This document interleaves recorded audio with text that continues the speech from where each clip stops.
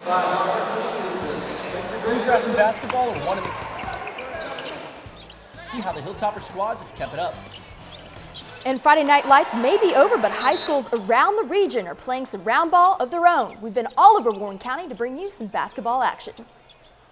And the game of basketball means a lot more to these kids than you think. Reporter Marcus Browning brings us inside the Special Olympics in Bowling Green.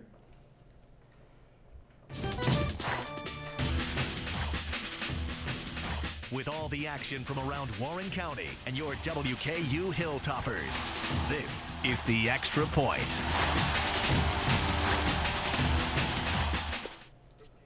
Paige Hagan, it's been a while. It's been a while, Will Puckett, but you know what? I'm ready to have some little fun. I am too. We've got tons of basketball action on this jam-packed Extra Point. Well then, I'm Paige Hagan, guys, and he's Will Puckett, and let's get this ball rolling. Now, we all know, when you place a handful of recruits and mix them with veterans, the X's and O's may not come as smoothly as drawn on the whiteboard. WKU coach Ray Harper and his men's basketball squad have struggled to find that cohesive rhythm.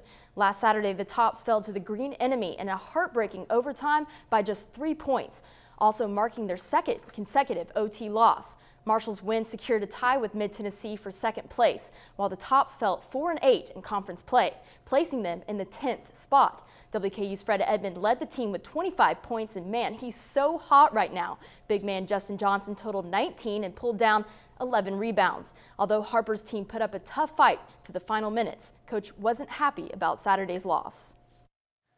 I just feel like we miss a lot of golden opportunities, and I don't know how many shots we missed at the rim, but there were a number. And I'm not talking, probably you couldn't count them on one hand. And right after tonight's show, Harper's team will tip off at 7 in Diddle against Old Dominion. Well, the Monarchs sit 5th in conference standings and hold a 7-5 record. And up next for the Tops, a Saturday showdown between the Charlotte 49ers and Diddle. Before the squad takes on its final 2 regular season road games at Middle Tennessee and Conference USA leader UAB next week. WKU will recognize 2 legendary basketball teams at halftime on Saturday's Charlotte game. It's a 50-year reunion of the 1965-66 Hilltoppers, who went undefeated at home in Ohio Valley Conference play. This team barely missed a Final Four appearance and finished the season ranked number 10 in the nation. That team repeated an OVC title the following season and posted the second longest winning streak in WKU basketball history, reaching a number 3 spot in the national polls. The Lady Tops left West Virginia with a win on Valentine's Day after defeating Marshall in a close 80-76. Both Ivy and Taylor Brown showed out, recording new career highs. WKU led nearly wire to wire, and sophomore Ivy Brown went 5 for 5 shooting threes, finished 9 of 10 from the field, totaling 26 on the board. Ivy also added 11 rebounds to make her 8th double-double of the season, and Kendall Noble, of course, put up 22, and freshman Taylor Brown knocked down a sweet 16. And Coach Michelle Clark's Herd ladies continue their talents on the road tonight as well. WKU women take on the ODU Monarchs in Norfolk, Virginia in a rematch from earlier this season. In January, Tops won the last meeting 68-51 on home court and currently stand undefeated against the Lady Monarchs at 4-0 since joining Conference USA. Up next for the ladies, it's a battle against Charlotte and North Carolina on Saturday. Well, it might not seem like it. The weather is warming up and baseball is returning to the Hill. The 2016 WKU men's baseball team is under new management, and they held their annual media day yesterday. New head man John Pulowski and players Danny Hadzina, Thomas Peter, Austin King, and Jackson Sowell met to highlight what to expect from this year's team. WKU has underperformed in years past, leading to a change of the coaching staff. In their meeting yesterday, the players and coaching staff said they're itching to win some games and are looking forward to what they can contribute. Coach Pulowski is happy with the bullpen that he has and said that he expects them to produce. Fresh off their introduction to the media, the baseball team will turn around and get ready for their first series of the year. The team welcomes Youngstown State to Nick Dennis Field for a weekend series. The Hilltoppers will look for a good showing at home because the following weekend, WKU travels down to Athens, Georgia for the Bulldog Invitational. While baseball is gearing up, the Lady Hilltoppers are well underway into their 2016 campaign. The ladies rolled down to Auburn, Alabama for a weekend tourney where they went 3-1 on the weekend. Amy Tudor and company started off the season with an 8-4 win in 7 innings over Sunbelt opponent Appalachian State. Rolling into the next game, their momentum and hopes were a little high as they were drubbed 19-1 to number 4 Auburn. The ladies, however, got up and brushed off their bruises as they beat Butler and Furman back-to-back. Drake would have been pretty proud. In the Lady Tops loss to Auburn, WKU recorded a total of 7 errors and 12 walks, allowing the Tigers to score 19 runs on just 7 hits. Now finish one turning and on to the next. Oh, what it's like to play collegiate softball. While this time it's in the warm confines of BG, the Lady Tops are set to host the 2016 Holiday Inn Hilltopper Classic. WKU is set to play 5 games on the weekend. Friday is a doubleheader against Austin Peay and then Missouri State. Saturday, they reverse that order where they meet up with Missouri State first and Austin Peay for a second time later in the afternoon. Sunday, they wrap up the tournament against in-state foe Murray State at 2:30. Don't you go anywhere. We will drop your jaw to the floor with this catch coming later.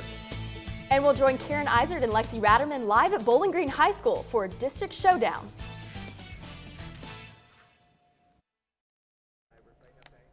Welcome back, ladies and gentlemen, to the Extra Point. We are going to toss you out to Bowling Green High School where the Purples are set to take on the Hopkinsville Tigers. Lexi, Karen, what do we got working out at Bowling Green? Thank you, Will and Paige. We are live here at Bowling Green High School where the Bowling Green Purples are taking on the Hopkinsville Tigers. Now, Lexi, I'm Karen, and this is Lexi. Now, Lexi, tell me a little bit about this team and what they have overall coming for this game. So overall, right now, the Purples are 24-2, and they're looking to move on to 25-2 to go into the district tournament. Overall, in the districts right now, they're 8-0, and then from there, they'll hopefully be in the districts, or they'll go into the districts, which they'll play Wednesday. Now, overall, this team has had a pretty great season so far. So, Karen, tell me a little bit about what some of these players have brought to the team. Right. So we've got some strong players on this team. Now, what I really want to note is Terry Taylor, a phenomenal player. He's a big rebounder for this team, big putbacks for this team. And you have a lot of coaches after playing this team will talk about how strong of a rebounding this team is. And that's something we do want to note on Terry Taylor. He's a big asset to this team, big putbacks, someone who's really strong on this team. Now, Lexi, tell me a little bit about these numbers on this Purples basketball team. So overall, the stats for this team are phenomenal. They're in the top 20 in the state right now in rebounds, averaging about 31 rebounds a game. So like you said, Terry Taylor, he's a big part of that. He was a big part of the final championship game last year against Owensboro. They ended up losing, but he was a very big part of that. Overall, right now, they're top 5 in the state, and that's saying quite a bit coming from Littletown Bowling Green right now. But over the past years, some of the other things they've accomplished just in the past 2 years, 2014 and 2015, they were regional champs. Like I said, they went to the state tournament last year and just almost won it. They lost 74-58 to Owensboro. Right, Lexi, and we're a little bit to go in this game, but we'll keep you guys updated there at home. Thank you, guys. Back to you, Will and Paige. Lexi, Karen, thank you. Now, little hindsight on Bowling Green. They took on Warren East last Friday night at home. The local rivals were no competition for the Purples on their senior night as they cruised to a 79-37 victory. At halftime, BG was already up by 20, leaving the Raiders in the dust. Junior Taylor Terry led the Purples, scoring 19 points and collecting 14 rebounds. With the win, Bowling Green clinched the District 14 championship. The team has won all but 2 of their games this season, leaving them with a 24-2 record overall. The Lady Purples also took home a dub against Warren East Friday night with a 74-33 victory. The team's game against Russellville on Monday was canceled due to snow, and the ladies take on Hopkinsville at home tonight for their final regular season game. Over at Warren East High School, things have hit a bit of a rough patch. The Raiders have dropped their last 6 games. Most of them weren't even close, including a 42-point loss to Bowling Green, as we mentioned before. It didn't get any easier for the Raiders on Tuesday. Warren East retreated out of Franklin's system after suffering a 22-point loss. The Raiders have one more chance to improve their record before the district tournament begins on Monday. Warren East welcomes in Monroe County tonight. Tip-off is scheduled for 7:30. Now across Bowling Green, you have the opposite storyline. Warren Central is currently riding a 3-game win streak. Rounding out their schedule is a quick drive up I-65 for a matchup with John Hardin on Friday night.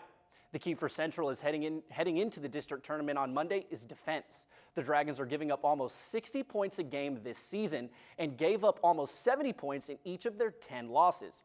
That defense is going to face a stern test tomorrow evening from the Bulldogs, who boast one of the Region 5's most potent offenses. Warren Central will look to extend their winning streak to 4 before facing Warren East on Monday night in the first round of districts.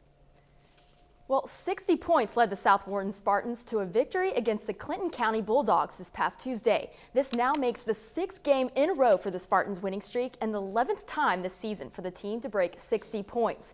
The Lady Spartans aren't far behind as they defeated the Logan County Cougars earlier this week, 59-51. The Lady basketball team now sits at 19 wins out of the 27 games they've played this season.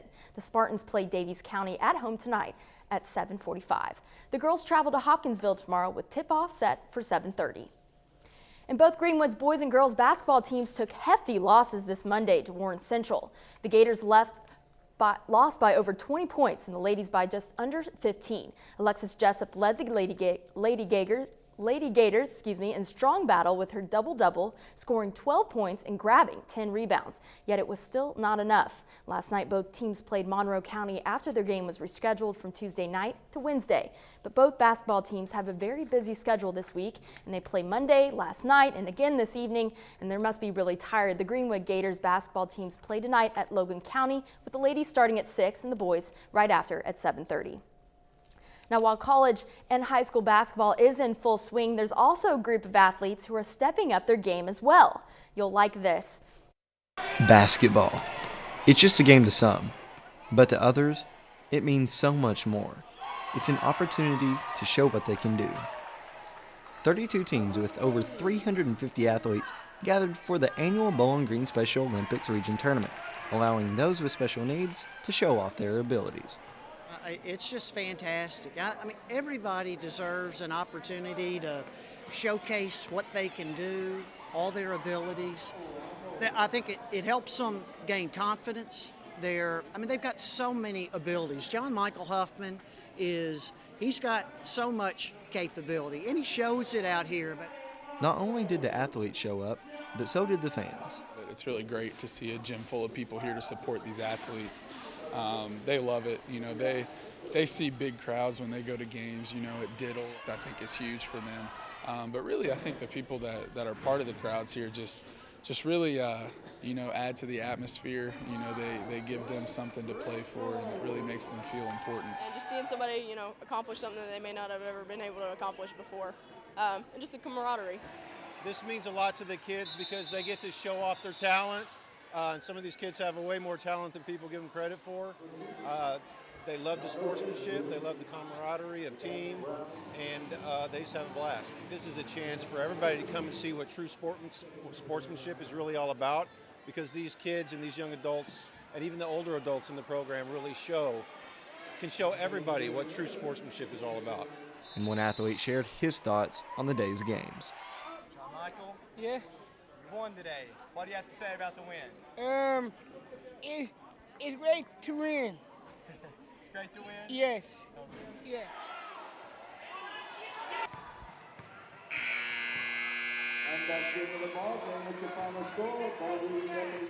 And while one team did come away with the win today, that wasn't the most important thing preached, but sportsmanship above all else. Reporting for The Extra Point, I'm Marcus Browning. It's great to win indeed. While the first and second place teams move on to compete in the state tournament on March 12th and 13th in Louisville. Later on, we'll take a look at some of the exciting off-season happenings in Hilltopper football. And we're joined by Herald beat writer Matthew Stewart to discuss the WKU basketball season. Get all the insider information coming up. The man can do it all. He can report, he can write, and can even change into a suit and tie after coming from equestrian team practice. We're joined by College Heights Herald men's heads basketball writer Matthew Stewart. Matthew, thank you for joining us. Thanks for having me, guys. All right, Matt, something that we're all curious and wondering about on the Hill. How is the team adjusting after Chris Harrison Doc's suspension? There's always a lot of drama and questions surrounding a player whenever he is suspended. But in the case of CHD, I think it was actually beneficial for the men's basketball team for suspending him. He may have been the bad piece in that locker room that was keeping things from going together the way they should be. Now I feel like the team is more unified. They're looking for the best shot as opposed to who's taking the shots on the court, and I think that makes the game go by a little bit better for the players and buying into what Ray Harper has put together for the team. Now, CHD is gone. One person that the team's really starting to get behind is Frederick Edmond, averaging 17.8 points per game, 9.2 rebounds, 4 assists, just to name a long list. What has his contribution to the team been like? Like you said, Fred's an animal. Now that he's been playing the point guard position for the Tops, it brings a whole new dimension for WKU. It's something that they haven't seen in quite a while, is having a point guard that can drive through traffic and get to the rim at ease. I mean, he has an uncanny ability to get to the rim. He was a JUCO All-American, so he's used to having the ball in his hands, and it's good to see that on the court for Western. Speaking of Edmond, this guy has been the highest scorer on almost all teams that he's been on. In 5th grade, I read somewhere, Zach Greenwell posted on BowlingGreenDailyNews.com that he scored 53 points in his 5th grade championship game. That's a lot of points for a kid. How has his been such an asset to this team in adjusting so far? Well, I mean, like you said, 53 points. You know, last outing he had 25 points. He's been trusted to take the game-winning shot. He's just a very good player, and it's something that Western can lean on this year and going into next season. Now, he does have another year of eligibility, right? Correct. He'll be playing next year. He was a JUCO transfer. He's had quite a good first year here on the Hill, but he should have an even better senior season. Coach Harper has said before that he hasn't even touched the surface of his potential. So it'll be interesting to see what he can do over the summer and work on his game. Yeah, absolutely. All right, now Matthew, he's coming in and playing a position that's not his natural position. What's the status on Chris McNeil, who was originally the Hilltoppers point guard? Chris McNeil, he's been out 10 or 11 days now with an ankle injury. He was 3rd in the nation in assist to turnover ratio. It was something that really helped out the Tops. You know, not turning the ball over very much is something that a good team typically has as one of their qualities. Not so much with Fred Edmond. He turns the ball over a little bit more, but Fred has jumped right in, you know, hasn't missed a beat, and has been able to keep this team on a roll. Well, talk about Trey Freeman. I mean, coming into tonight's game facing a heavy offense squad in ODU, Old Dominion. How is Trey Freeman going to perform tonight? Trey Freeman is a bad man. He averages 21 points a game. The amount of screens that Old Dominion runs just for Trey Freeman is unreal. He plays typically 40 minutes a game, and you'll see him running around the court nonstop. And when he comes off a screen, he's ready to pick and pop at any point in time. He's received a high amount of praise from WKU coaching staff and players all throughout the week. Junior forward Ben Lawson, who plays international ball as well as here collegiately, said that Trey Freeman has probably the best mid-range jump shot he's ever seen, which is saying a lot coming from somebody of his stature. It'll be interesting to see what the Tops can do tonight to take care of Trey and the amount of scoring. Now, Matthew, this Hilltoppers team hasn't really lived up to an expectation that everybody kind of carries from year to year. Rumor in the middle of the season was that Harper's job was in jeopardy. What are you feeling coming from the team and the Hilltopper faithful as to Harper's status with WKU basketball right now? Ray Harper, he's on the bench for the Hilltopper team. Having a player and coach, he won a national championship as a player and as a coach. That says a lot about Ray Harper. I think he has what it takes to win. Just because he's had a bad year, you know, think about this. He has 3 players sitting on the bench. 2 of them transferred from Tennessee. All 3 of them are 6'7" or taller. Next year, when you see that on the court, you might change your mind. Just because he hasn't gotten things together quite so at this point in time, It'll be interesting to see his future in Ray Harper. Again, thanks, Matthew Stewart for the College Heights Herald beat reporter. And it's almost our curtain call, but Will and I are going to share some thoughts and are going for 2. But we'll be right back for that. Stay tuned. Just when you think it's over, football season finds a way to creep right back in, this time in the form of off-season hires. Coach Brom had to get to work as he had 1 remaining member on his offensive staff from last season. In recent weeks, WKU added Brian Brom, yes, the brother of head coach Jeff Brom, to lead the quarterback's position, Tony Levine to head up tight ends and special teams. Reggie Johnson will be on the defensive side of the ball working with the defensive ends, and they poached Chris Barclay from Marshall, yeah, that ugly green school over in West Virginia. We got one of their coaches, boys, to watch over the running backs position. Coach Brom and company are feeling very comfortable with where they stand with his coaching staff. With his coaching staff in place, the WKU football team will wheel out their first glimpses at the 2016 squad, a team that will be closely watched as they have to replace the state's all-time leading passer, all-time leading quarterback for that matter, and 2-time defending Conference USA MVP Brandon Doughty. Yesterday, the team announced they will hold 15 spring practices, including the annual Red and White Spring Game.